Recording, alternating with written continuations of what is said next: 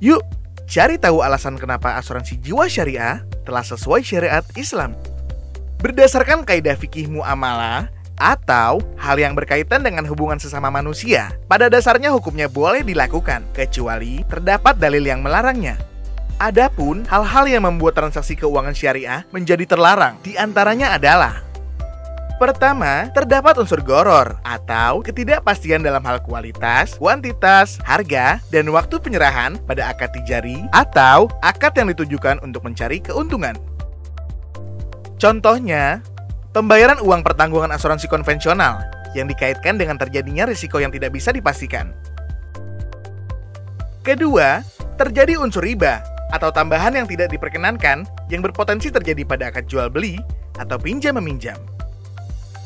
Contohnya adalah selisih antara premi yang dibayarkan peserta asuransi dengan uang pertanggungan yang didapatkan pihak peserta, di mana jumlah uang yang dibayarkan dibandingkan dengan jumlah uang yang diterima tidak sama.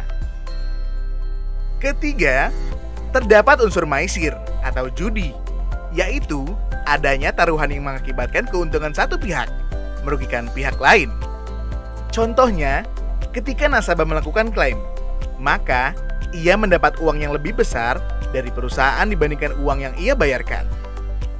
Sedangkan jika ia tidak klaim dan lewat dari masa pertanggungan, maka uang yang telah dibayarkan kepada perusahaan menjadi milik perusahaan dan ia tidak mendapat apapun. Lalu, mengapa asuransi syariah diperbolehkan?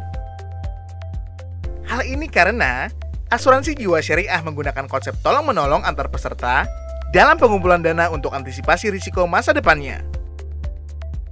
Sehingga, unsur gharar atau ketidakpastian pada asuransi jiwa syariah diperbolehkan, karena gharar dilarang terjadi pada akad jual beli.